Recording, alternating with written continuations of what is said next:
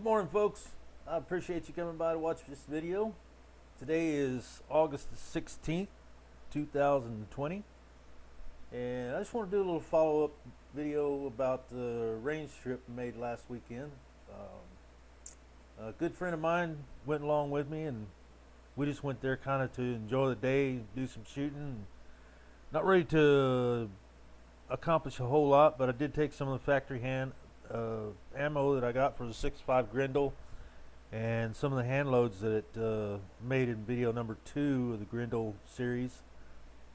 And I got some of the cases here in my hand. I want to show you some of the case heads compared to the factory load of my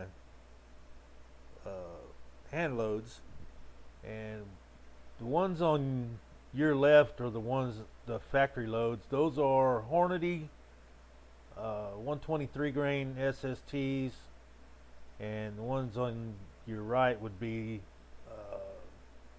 the ones I loaded with Accurate 2520, and this is the highest charge that I loaded for those rounds, which is 31.2 grains.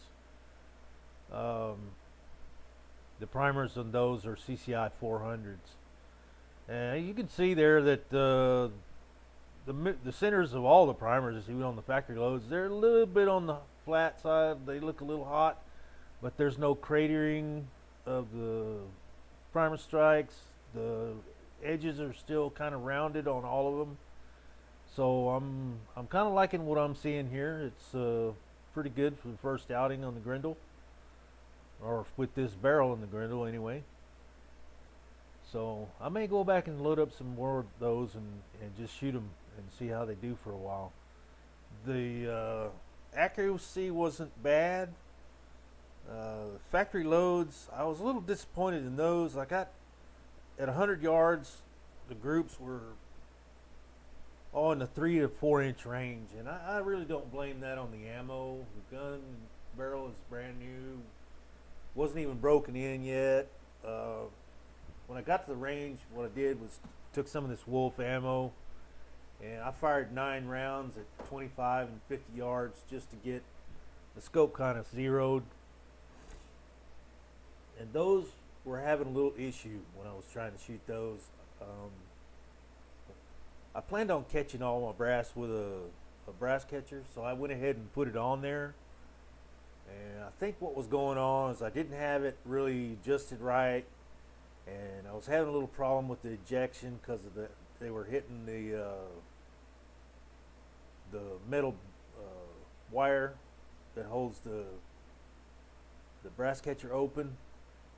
So I had a double feed after the second shot, or at the second shot, and had a little problem getting that cleared, and had to yank on my charging handle pretty roughly, and got that cleared all right. But then after that, every shot was a malfunction, and I was thinking, what the heck is going on? And it finally dawned on me, hey dummy, the charging handle sure is hard to pull. So I took it out and looked at it, and sure enough, it was bent. And I thought, well, that's just unusual as hell. I've never had that problem before. And I said, well, maybe I can just straighten it out a little bit. And I kind of tweaked on it with my hands, and it bent right back. And I said, no, there's something wrong there. And so I kind of, twisted it a little bit, and I found out this thing is so soft. It's junk, and I don't know how this one got by anybody being so bad like that. I mean, as far as I remember, I think I bought this from a pretty decent place that, I didn't expect to get any kind of crap like this. But anyway, I pulled the charging handle out of my 5.56 upper and put it in there, and never had another malfunction the rest of the day. So at least I got that figured out. If you notice here on these case mounts, they all have a ding right on the case mount, and I thought maybe that had something to do with the velocity of the bolt, being that it was probably a little overgassed. I just have a standard gas block on it, so I thought, well, maybe it's a little overgassed, got a little too much bolt velocity, and it's yanking it out and slamming it against the barrel extension. But when I got here on the bench and started trying to figure out what was going on, what I found was there's a whole bunch of little dings right on the side of the brass deflector, and it matches perfectly to those little strikes right there. So I got to do something about that. I don't want to be dinging all the mouths on every one of my brass cases every time I shoot this gun. So I think I'm going to get one of those little rubber deflector deals. I think they call it I'm not sure, some kind of brake. But anyway, I'll either look into that or just do like the old timey trick and just put a piece of loop side Velcro on there and try that out. See if it won't stop from dinging the mouths of my cases. But anyway, all in all, it was a pretty good outing that day, and had some fun. Shot the Grendel, shot some hand loads, shot some factory loads. And speaking of hand loads, this is one of my 223 loadings that I loaded up. This is a piece of brass that was out of some range brass pickup stuff, and when I sorted and ran or processed all this brass, I found a whole bunch of these Winchesters that were NATO marked, and all these guys had kind of mushy primer pockets when I reprimed them.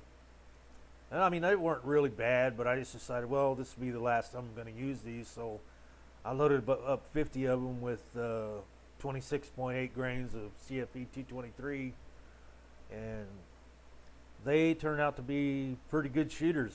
They held pretty good groups out of my 1-9 twist 16-inch M4 style barrel. I was pretty impressed with the way these shot. I mean, they were just generic loads, nothing special. We're shooting a 55 grain Hornady full metal jacket. They ran pretty well. So that'll be something I'll put in my book to at least make some plinkers out of. I've got some more of this brass that's, probably on its last firing or two, and that's probably how I'll just go ahead and load it. I don't know if you can see it or not, but if you notice on the right here where my finger is, there's a little ding right there too, where my 5.56 upper is way over gassed, and that's also hitting the shell deflector right there and making a little ding on every one. So I definitely got to do something about the gas issue. Before we went to the range this time, I had bought an H2 buffer, which says on the specs that it's 4.65 ounce, which is about 1.5 ounces heavier than the standard H1 that it came with, or H buffer that it came with when I bought the upper. And it did help some, but I'm still having that dinging issue with the brass slamming the shell deflector, and also the ejection pattern is way north for me. I would rather have it much more like 4 or 5 o'clock, and it's really right now when they eject, they're ejecting at about 1 or 2 o'clock, and that's way over gas. So I got a few things to do, kind of settle down the workings of the uppers.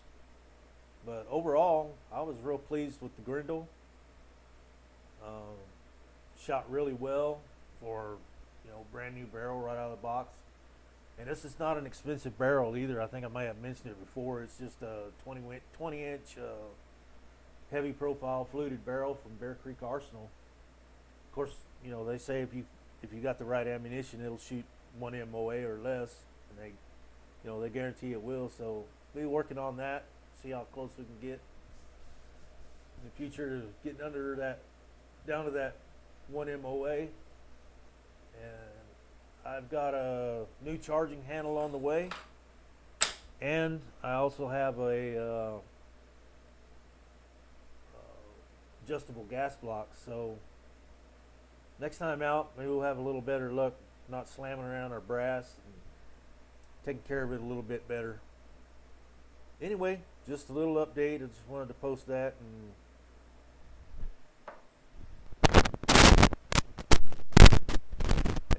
we'll see you soon. Thanks for stopping by.